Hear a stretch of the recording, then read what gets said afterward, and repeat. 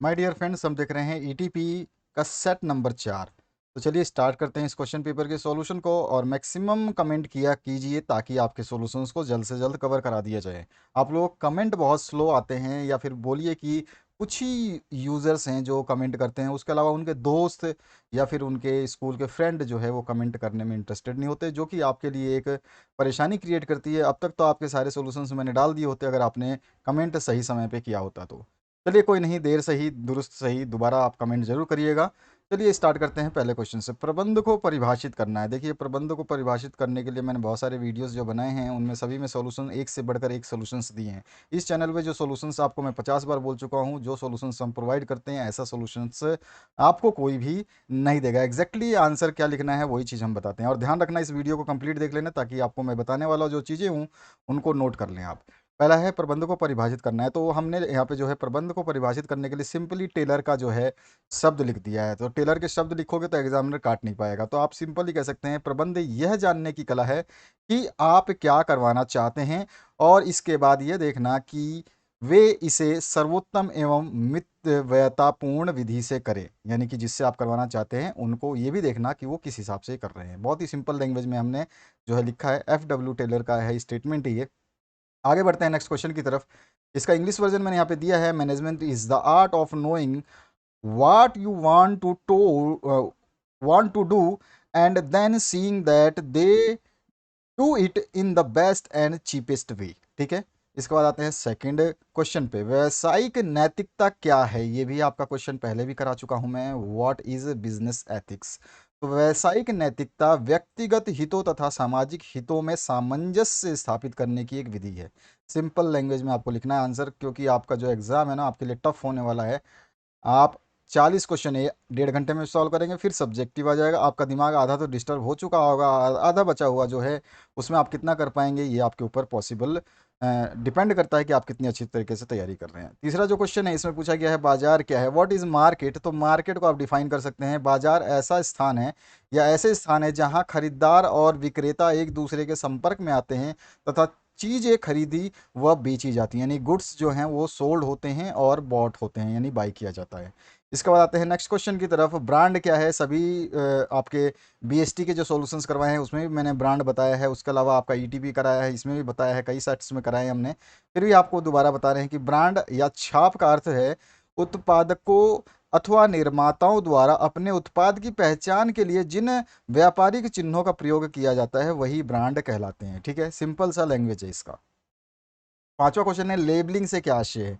तो लेबलिंग का अर्थ पैकेज अर्थात उत्पाद के डिब्बे या पैकेट आदि पर पहचान अंकित करना है। सिंपल सा, अगर आपके पास समय नहीं है, याद नहीं होता है, तो आप केवल यही लाइन लिखेंगे। लेकिन अगर आप एग्जामिनर को खुश करना चाहते हैं तो आप थोड़ा सा इंफॉर्मेशन दे देंगे कि लेबल जो है सूचना का माध्यम होता है, जिस पर उत्पाद का नाम या निर्माता का नाम, साथ ही साथ उसका भार या मूल्य आदि जो है सूचनाएं अंकित की जाती हैं। ठीक है, बस इतना सा सिंपल सा जनरल लैंग्वेज आपको लिखनी है। इसके बाद आते हैं नेक्स्ट क्वेश्चन पे, मुख्य लागत क्या है, व्हाट इज प्राइम कॉस्ट। तो बहुत सिंपल डेफिनेशन देखिए, किसी भी वस्तु के उत्पादन में मुख्य रूप से दो खर्चे होते हैं, एक कच्चा माल और दूसरा श्रम। इन दोनों का योगफल जो है मुख्य लागत कहलाती है। बहुत ही सिंपल डेफिनेशन, कभी भी याद कर लोगे, एक बार पढ़ लोगे हमेशा याद रहेगी। कमेंट करना मत भूलिए, अपने दोस्तों के साथ शेयर करना बिल्कुल ना भूलें। सातवां जो क्वेश्चन है, वित्त के अल्पकालीन स्रोत क्या हैं। इसको मैंने पहले भी बताया है कि वित्त के क्या स्रोत होते हैं, अल्पकालीन भी बताया है, दीर्घकालीन भी बताया है। तो ध्यान रखना आप दोनों को, क्योंकि क्वेश्चनर कभी भी आपसे कैसा भी पूछ सकता है। तो वित्त के अल्पकालीन स्रोत या साधन जो हैं वो होते हैं दो। एक तो होता है बैंक साधन और एक होता है गैर बैंक साधन। इनके भी कैटेगरीज हैं। अगर ये क्वेश्चन 3 नंबर का पूछा जाएगा तो ये सारा लिखना है।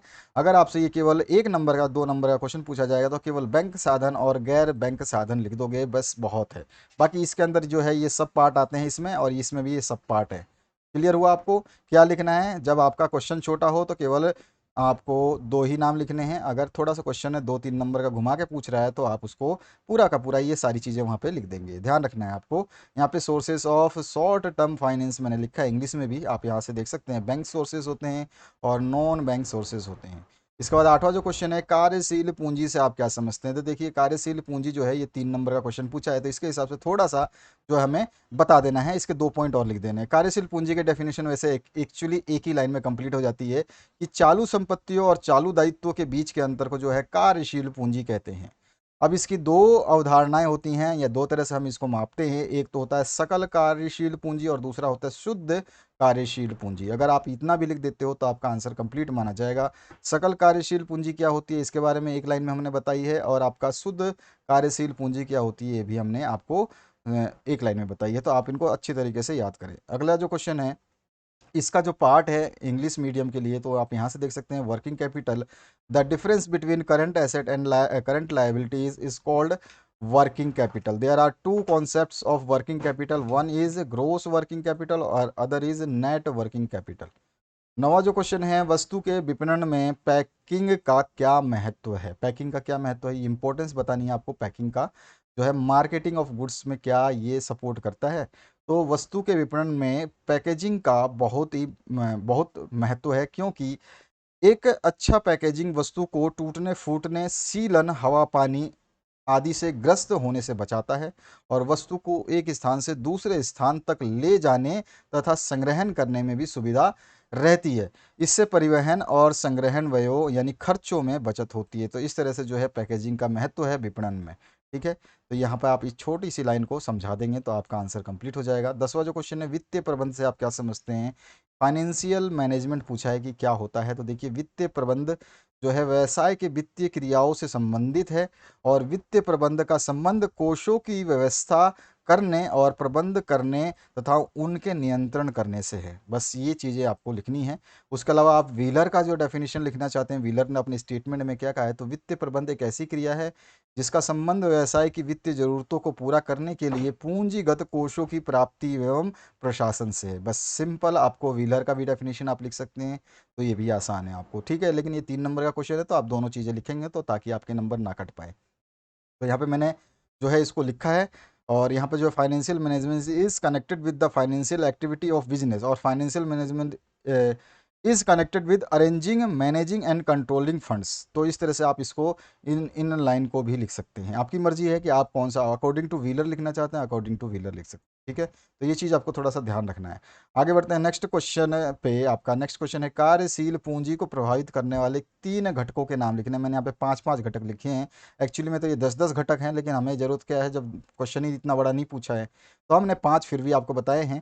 तो इसमें व्यवसाय की प्रकृति यानी नेचर ऑफ बिजनेस होता है, साख नीति यानी कि क्रेडिट पॉलिसी, मौसमी कारक भी होते हैं सीजनल फैक्टर्स जिसको बोलते हैं, और मूल्य स्तर में परिवर्तन यानी प्राइस लेवल अगर चेंज होता है तो ये भी कार्यशील पूंजी को डिस्टर्ब करता है। और उसके अलावा जो है बाजार की प्रतिस्पर्धा यानी कि जो कंपटीशन है मार्केट में, ये भी कार्यशील पूंजी को प्रभावित करती है। तो ये सारी चीज़ें कार्यशील पूंजी को प्रभावित करने वाली हैं। आप इनको ध्यान से याद करें अच्छे तरीके से, क्योंकि ये क्वेश्चन बहुत इंपॉर्टेंट रहने वाला है। समाज के प्रति उद्यमी के कर्तव्य, ये दायित्व जो हैं वो उसको आपको मेंशन करना है। यहाँ पे डिस्क्राइब नहीं करना है, आपको मेंशन करना है कि उसके एंटरप्रेन्योर्स के जो रिस्पॉन्सिबिलिटी टुवर्ड्स सोसाइटी क्या है। तो मैंने यहाँ पे जो है ना आपको ग्राफ के थ्रू समझाने की कोशिश की है। आप ये पॉइंट्स नोट करोगे, 8 ही उसके उत्तरदायित्व होते हैं जिसमें पूरा का पूरा सोशल आता है, यानी कि सोशल रिस्पॉन्सिबिलिटी, सामाजिक दायित्व पूछा है इस क्वेश्चन में, आप देख रहे हैं। तो इसमें जो है अनुशासन का सामाजिक दायित्व के साथ जो है गहरा रिश्ता है। ठीक है, ये चीज़ आपको ध्यान रखनी है, क्योंकि समाज के प्रति उद्यमी की बात कर रहे हैं। तो ठीक है, उद्यमी का मतलब यहाँ पे अनुशासन का मतलब होता है उद्यमी ही है। ठीक है, ये बुक में आपके लिखा हुआ है। और यहाँ पे जो है ग्राहकों के प्रति, इससे पहले मैंने इसको आपका जो सेट नंबर 2 है शायद, उसके अंदर मैंने सारे के सारे चीज़ों को डिस्क्राइब किया हुआ है, यानी कि ग्राहकों के प्रति क्या क्या जिम्मेदारियां हैं उसको पूरा मैंने लिखा है। कर्मचारियों के प्रति क्या क्या उद्यमी की जिम्मेदारियां होती है वो भी लिखा है। आपूर्तिकर्ताओं के प्रति क्या होती है, ऋणदाताओं के प्रति क्या होती है, सभी को मैंने डिस्क्राइब किया है इससे पहले वाले सेट में।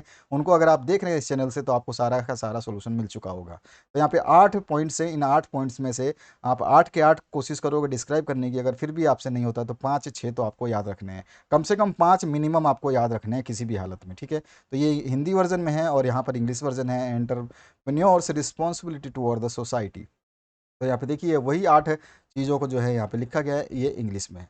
आगे बढ़ते हैं नेक्स्ट क्वेश्चन की तरफ। तो नेक्स्ट क्वेश्चन में है, लाभों का पुनः निवेश क्या है, यानी कि what is plugging back of profits. तो लाभों का पुनर्निवेश वित्तीय प्रबंध की एक तकनीक है जिसके अनुसार कंपनी के सभी लाभांश जो होते हैं, सभी लाभ लाभांश के रूप में अंशधारियों में वितरित नहीं किए जाते। ठीक है ना, लाभों का पुनः निवेश की बात हो रही है, ध्यान रखना। तो क्या करते हैं, अंशधारी जो भी शेयर होल्डर्स हैं उसमें पूरा लाभांश जो है वितरित नहीं किया जाता। कुछ लाभ जो है यानी कि अपितु लाभ का एक अंश जो है कंपनी द्वारा अपने पास रोक करके उसे पुनः निवेशित किया जाता है। ठीक है, दोबारा से वो निवेश करेंगे, प्रॉफिट बनाएंगे उस। तो ये होता है प्लगिंग बैक ऑफ प्रॉफिट्स। ठीक है, तो ये इसको आप आसानी से शब्दों में शांति से याद कर लेंगे। ठीक है, इंपॉर्टेंट क्वेश्चन रहेगा आपके लिए ये भी। आगे बढ़ते हैं नेक्स्ट 14 नंबर क्वेश्चन पे। 14 नंबर क्वेश्चन भी मैं पहले आले आपको सेट में करवा चुका हूँ, फिर भी मैं आपको दोबारा उसके आंसर्स दे रहा हूँ। अदरवाइज मैं कह सकता था कि सेट नंबर 2 देख लो, उसके अंदर मैंने ये करवाया है। तो आप देखिए 14 नंबर जो क्वेश्चन है, अंश पत्र और ऋण पत्र में अंतर आपको बताने हैं। तो अंश में और ऋण पत्र में यहाँ पे टेबुलर फॉर्म में अंतर है, कम से कम 5 अंतर आपको अच्छे तरीके से याद होने चाहिए ताकि आपके नंबर ना कटे। आमने सामने अंतर लिखा हुआ है, इसको पढ़ लेना। 10 अंतर यहाँ पे बताए गए हैं और इंग्लिश वर्जन जो है नीचे मैंने दिया है, तो यहाँ पे भी आपको 8 अंतर देखने को मिलेंगे। तो ये कम से कम 5 अंतर आपको याद रखने हैं बस, सिंपली। आगे बढ़ते हैं नेक्स्ट क्वेश्चन की तरफ। दीर्घ उत्तरीय प्रश्नों की बात करें तो यहाँ पे सबसे पहला क्वेश्चन पूछा गया है, विभिन्न प्रकार के संसाधनों का उल्लेख करना है, मेंशन करना है डिफरेंट काइंड्स ऑफ रिसोर्सेज को। बहुत सारे रिसोर्सेज आपको पता होनी चाहिए कि 4 रिसोर्सेज मेन हैं जो आपके ईटीपी के अंदर आते हैं, यानी कि एंटरप्रेन्योरशिप में आते हैं। काइंड्स ऑफ रिसोर्सेज कौन कौन से हो सकते हैं, तो भौतिक संसाधन है, ठीक है, तकनीकी संसाधन है, उसके बाद में मानवीय संसाधन है जिसको ह्यूमन रिसोर्सेज बोलते हैं, और वित्तीय संसाधन यानी कि फाइनेंशियल रिसोर्सेज बोलते हैं। ठीक है, तो आपका फिजिकल आ जाएगा और इसमें टेक्निकल रिसोर्सेज आ जाएगा। तो फिजिकल रिसोर्सेज, टेक्निकल रिसोर्सेज, और उसके बाद में ह्यूमन रिसोर्सेज, और उसके बाद में फाइनेंशियल रिसोर्सेज। तो ये सारे के सारे साधन हैं। यहाँ पे ग्राफ टाइप में मैंने बताया है ताकि आपको आसानी से याद हो जाए। कई बच्चों को ये देखते ही चित्र है ना, याद रहता है हमेशा। तो यहाँ पर जो है इनको हमें डिस्क्राइब करना है। 5 नंबर का क्वेश्चन है, ऐसे तो छोड़ नहीं सकते, तो चारों पॉइंट को थोड़ा थोड़ा लिख देंगे। भौतिक संसाधन में क्या क्या चीज़ें आती है उसको हम मेंशन कर देंगे। तकनीकी साधन किस तरह से हमारी सहायता करते हैं उसको मेंशन करके समझा देंगे। और उसके बाद में मानवीय संसाधन, ह्यूमन रिसोर्सेज, हर जगह पे ये व्याप्त है। एचआर आपको हर जगह मिलेगा। जैसे आपकी पढ़ाई खत्म होगी, नौकरी की तलाश में इधर उधर भटकोगे, कंपनियों के दफ्तरों के चक्कर लगाओगे, तो सबसे पहले आपको एचआर से ही मिलना होगा। ठीक है, उसके अलावा आप किसी से भी नहीं मिल पाओगे, गेट से एंट्री नहीं होगी जब तक इस बंदे से नहीं मिलोगे, ह्यूमन रिसोर्सेज के जो भी प्रमुख है उससे, मानवीय संसाधन जिसको बोलते हैं। तो यहाँ पे तीसरा पॉइंट जो है ये आपका मानवीय संसाधन को थोड़ा सा डिस्क्राइब कर दोगे। बहुत आसान वर्डों में लिखा है, बस आपको पॉइंट ध्यान रखने हैं। और पॉइंट के बारे में फिर आप, जरूरी नहीं है कि आप इतना बड़ा लिखें, आप इसमें से 2-3 लाइनें कम लिख सकते हैं।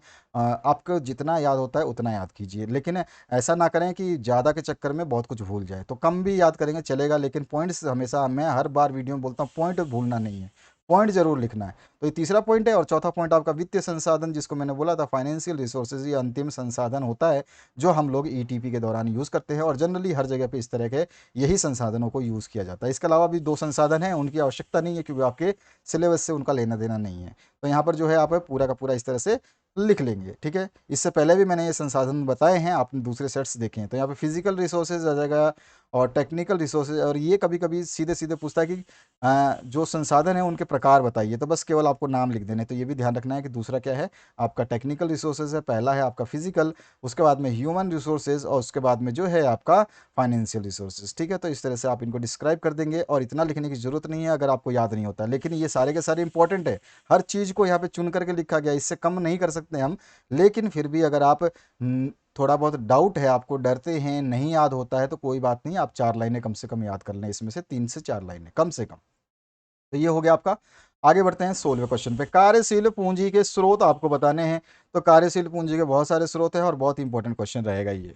ठीक है, तो सोर्सेस ऑफ वर्किंग कैपिटल बताने हैं। सबसे पहला जो है आपका वाणिज्यिक बैंकों से जो है ऋण, ये एक सूत्र है आपका कार्यशील पूंजी का। ठीक है, तो वाणिज्य बैंकों से क्या होता है, ऋण प्राप्त करते हैं।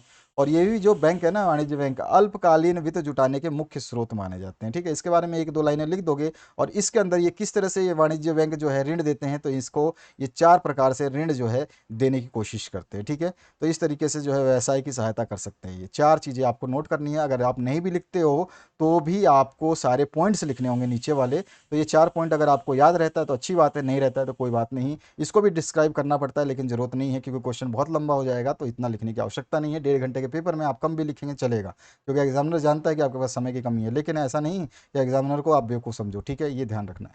तो ये वाणिज्य बैंकों से ऋण जो है ये आपका स्रोत बन जाता है। सार्वजनिक जमा होती है उससे भी जो है ये स्रोत बन जाता है कार्यशील पूंजी के लिए। व्यापार जो शाख है वो भी आपका एक स्रोत है, और वाणिज्य पत्र जो है ये भी आपके स्रोत है। उसके अलावा पट्टा वित्त प्रबंध जो है ये भी स्रोत है। इसमें क्या पट्टा वित्त प्रबंध मतलब सीधी सीधी बात है, लीज पे देना, यानी आपका अगर प्रॉपर्टी है तो आपने किसी को दिया, भैया इसका किराया देते रहना और तू इसको यूज कर, तो वो भी एक स्रोत है कार्यशील पूंजी का। ठीक है, तो वहाँ पर यहाँ पर यही चीज़ समझाई गई है। हर चीज़ को मैं पढ़ के बताऊंगा, बहुत लंबी वीडियो बनेगी, समझा देता हूँ मैं शुद्ध भाषा में आपकी लैंग्वेज में, जैसे हम आपस में एक दूसरे से बात कर रहे हैं, तो इसी हिसाब से बता रहा हूँ मैं आपको मैं। ठीक है, इसके बाद में आपका जो है, और जो ये वाणिज्य पत्र है ना, ये इसका उपयोग जो है सन 1990 से शुरू किया गया था। आप इसको इतना लिख दोगे, और एक लाइन लिखने के बाद में ये लिख दोगे कि इसकी भुगतान की जो अवधि है 3 महीने से 12 महीने की बीच में हो सकती है। बस इतना लिख दोगे, क्योंकि मैंने आपको हर बार बताया पॉइंट लिखें और केवल 2 लाइनें लिख दें, आपका आंसर कहीं भी नहीं जाएगा, कोई भी नंबर काटेगा नहीं।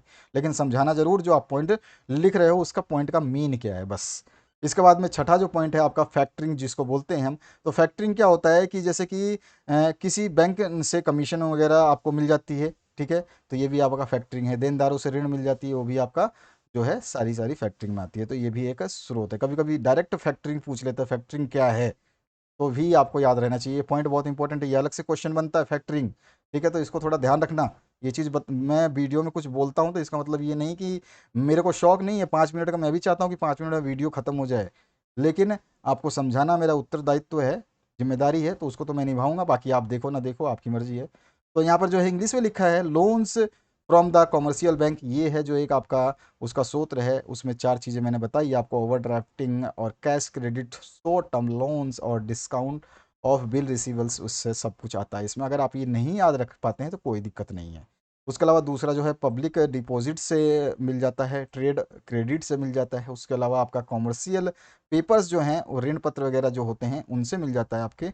उसके अलावा जो है लीज फाइनेंस, जिसको हम बोलते हैं, अभी मैंने बताया लीज फाइनेंस वही चीज़, जैसे कि यहाँ पे हिंदी में पट्टा लिखा है, तो ये पट्टा ही होता है, पट्टा वित्त प्रबंध। ठीक है, और इसके बाद में आप जो है फैक्टरिंग बता देंगे। ठीक है, फैक्टरिंग को थोड़ा डिफाइन आसानी से करना और समझ के करना, और फैक्टरिंग को याद भी रखना ताकि आपको समझ में आ पाए, ध्यान रखो। ठीक है, आगे बढ़ते हैं नेक्स्ट क्वेश्चन की तरफ।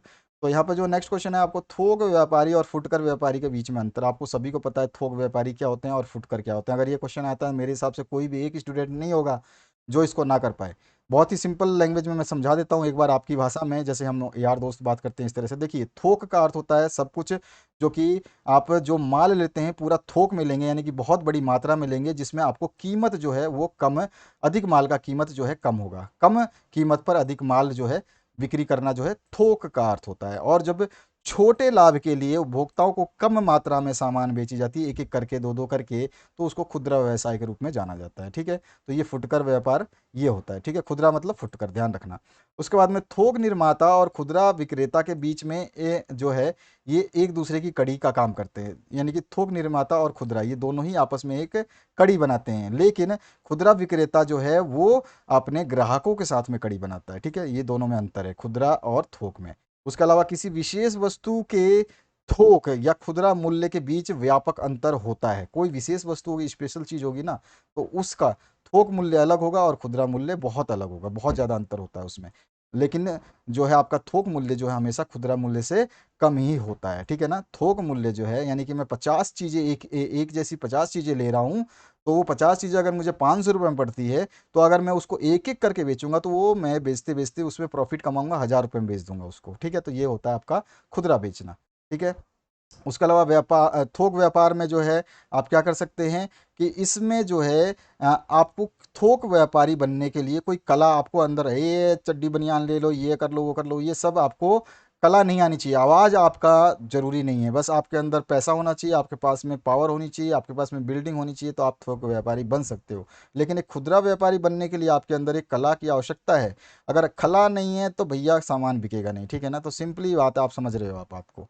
इसके बाद में एक थोक व्यवसाय का आकार जो है वो खुदरा व्यापार से बड़ा होता है। बहुत सारे अंतर बताए हैं मैंने ताकि आप कोई भी अंतर याद रख सको। ठीक है, 5 अंतर लिख देना बढ़िया तरीके से, आपको पूरे नंबर मिल जाएंगे। खुदरा व्यापार में जो है आप क्या करते हैं, खुदरा दुकानदार उन सामानों को स्वतंत्र रूप से चुन सकता है जो थोक व्यापार में संभव नहीं है। यानी थोक में तो मैं आपको पूरा का पूरा बैग दूंगा, उस बैग में अगर कुछ कटा फटा भी निकलेगा तो वो भी आपकी जिम्मेदारी, वो मेरा काम नहीं है। मैंने थोक में आपको बेच दिया क्योंकि मैंने भी थोक में से उठाया होगा या मैंने बनाया होगा। लेकिन जब खुदरा में होता है तो खुदरा में आपको चुनने की आदत होती है, भाई मेरे को ये नीला वाला पैंट चाहिए और मेरे को नीली वाली साड़ी चाहिए। लेकिन थोक में आपको नीला पीला हरा गुलाबी और सफ़ेद काला सब मिलेगा आपको थोक में, ठीक है। तो ये चीज़ आपको समझ में आ जानी चाहिए। उसके अलावा जो थोक व्यापार में खुदरा व्यापार की तुलना में ना पूंजी की आवश्यकता अधिक होती है। यानी कि थोक में आपको माल लेना है ना, तो आपको लाखों रुपए में हजारों रुपए में लेना होगा, और खुदरा में जाके आप 10 रुपए का भी एक नमकीन का पैकेट ले सकते हैं। लेकिन थोक व्यापारी के रूप में आपको नमकीन का पूरे हजारों पैकेट या 500 पैकेट या 100 पैकेट एक साथ में क्रय करने पड़ेंगे, तो उसके लिए आपको पूंजी की आवश्यकता अधिक होगी।